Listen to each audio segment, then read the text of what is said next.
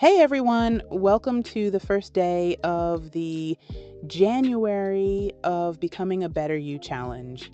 I feel like, this time of year, everyone's thinking about New Year's resolutions, all those goals. But this year, I'm not focusing on goals. I'm focusing on values, really getting into enjoying the journey and not the destination. But I'll do another video talking about that later. This video is about gratitude journaling. If you watched my last video, this is the first day of the challenge where we talk about gratitude journaling. Later in the video, I'll be writing for about 13 minutes. If you'd like, you can join me. So maybe I could start with like a simple definition, like what exactly is gratitude journaling? It's really just what it sounds like. It's taking the time to write down things that you're grateful for. Don't let the simplicity fool you. There's a lot of research that shows that it can have a really powerful impact on your well being, both mentally and physically. For example, there's studies that found that people who did gratitude journaling saw a significant drop in their blood pressure. Like we're talking a 10% reduction in systolic blood pressure. And that's just one thing. There's research that also shows that it can help with sleep and make you more resilient and even boost your happiness. So it's like when you focus on the good, your body actually responds in a positive way. So basically, just by taking a few minutes each day to appreciate the good things, we can improve our overall health. It can be really helpful when it comes to dealing with stress and anxiety. When we're feeling stressed or anxious, our minds tend to focus on on all the negative stuff, and gratitude journaling helps to break that cycle by shifting your attention to the good things. So like a mental reset button, like helps us to reframe our perspective and find moments of peace. You're probably asking, where do I start? Like, is there a right way to do gratitude journaling? Like, do I need some fancy journal? Well, you can definitely go all out and get a beautiful journal, and there are apps if you're more of a digital person. But honestly, you can even just write things down on like a piece of paper.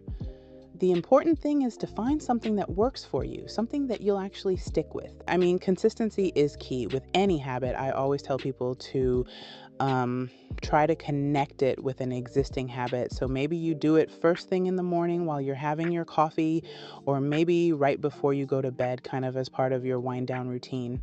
And don't feel like you have to write a novel. Even starting with just like 3 things you're grateful for can be a great way to just start building that habit. Start small. It seems like all of the experts all talk about being really specific with your entries. Like, instead of just saying, I'm grateful for my family, maybe you say, I'm grateful that my sister listened to me vent after a rough week at work. So, why is that detail so important? Well, it's about really connecting with those feelings of gratitude. It's not just about listing things off. When you describe the specifics, like what you saw, what you heard, how you felt, you're actually kind of reliving that moment of appreciation. And that just makes it so much more powerful. You're not just saying it, you're feeling it. One thing a lot of people think is the idea of using gratitude to like mask negative emotions. Gratitude isn't about ignoring the hard stuff. It's not about pretending that everything's perfect.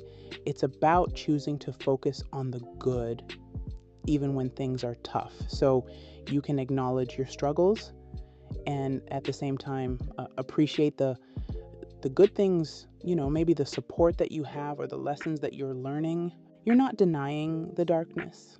You're just choosing to focus on those points of light. And I think that's so powerful. And one of the things that I've also seen a lot is this idea of finding variety in what we're grateful for.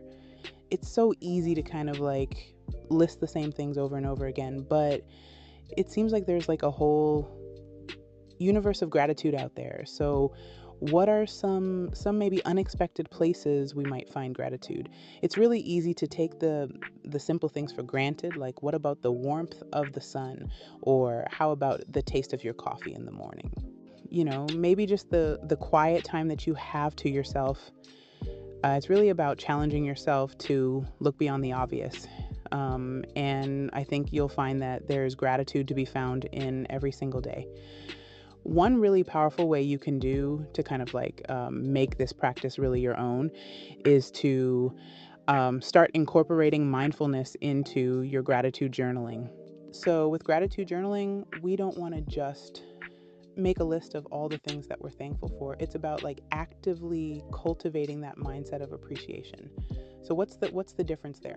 Listing is kind of like taking inventory of your blessings, which is a great starting point.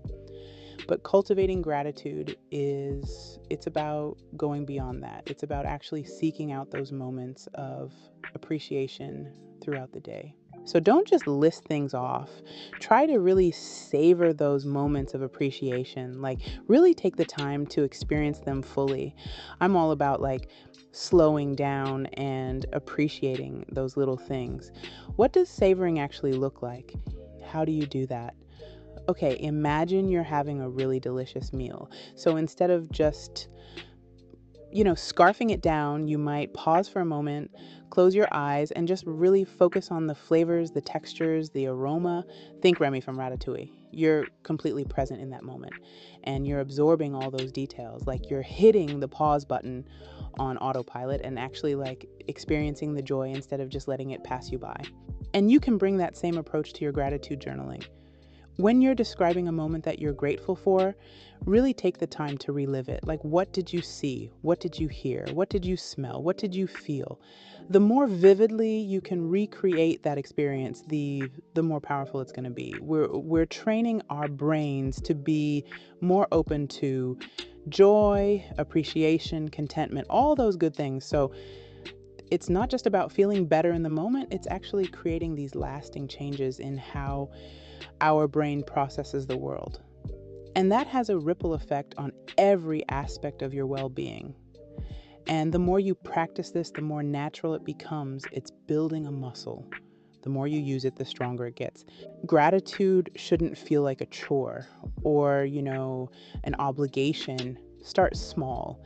It's about tapping into those genuine feelings of appreciation that are already there. So it's about being honest with ourselves and letting our gratitude flow naturally. And I can see how that sense of authenticity is especially important when we're exploring those less conventional areas of gratitude, things that might not immediately seem like blessings.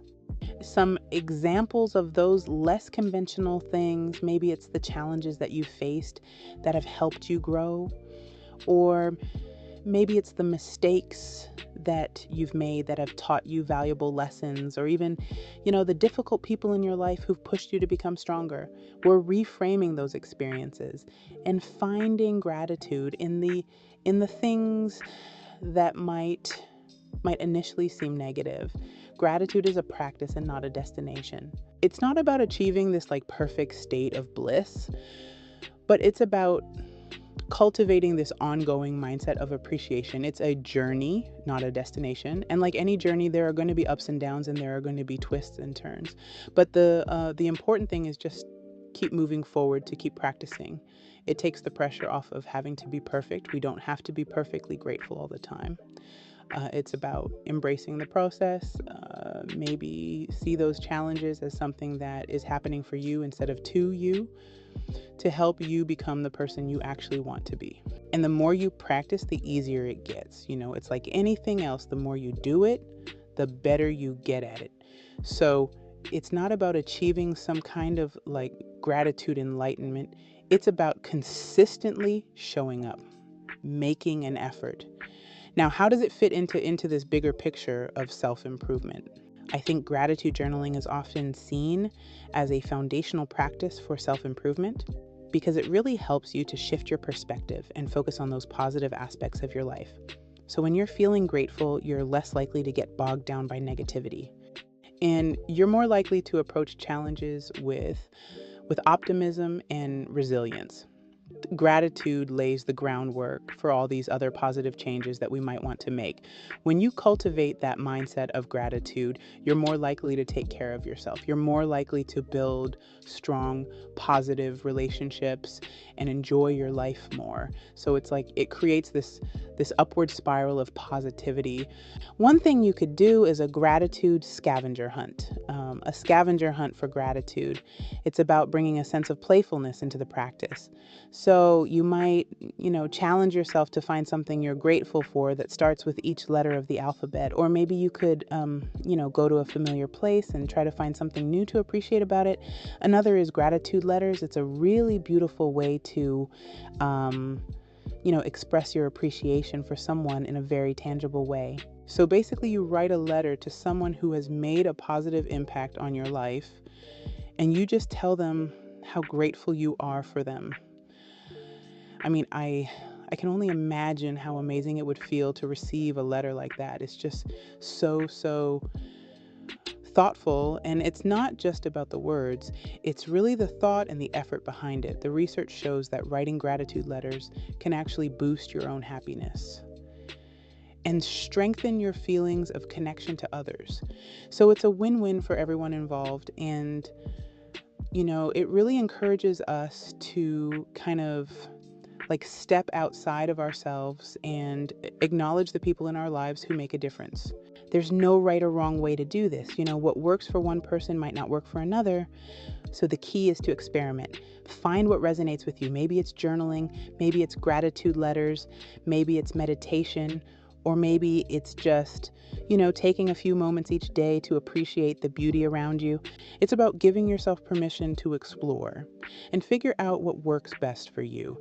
And we're going to explore all of these during the challenge. Gratitude is a journey. It's a practice. It's a way of life. It's about choosing to see the good even when things are tough. And it's about rewiring our brains for more positivity. So, if you're ready to start this journey of gratitude, grab a notebook, open an app, whatever speaks to you, and start writing with me.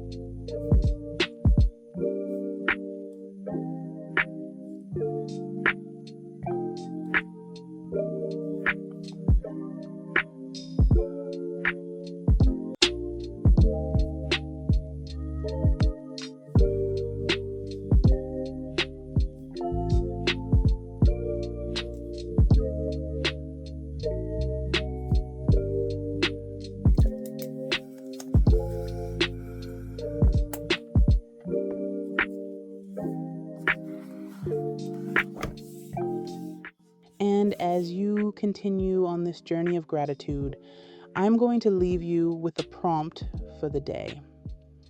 What moments this year brought you the most joy? How can you create more moments like these in 2025? Tomorrow, we'll take it a step further by creating a vision board, not for the goals, but for the values we want to live by in 2025. It's all about letting go of the destination and embracing the journey. I'm going to be mentioning that quite often. Make sure you get the materials you want to use, whether it's like an actual board or a journal, a binder, or even a digital tool. You could use magazines, printouts, or like anything that inspires you to create something that reflects the life you want to live. I'll see you tomorrow for day 2.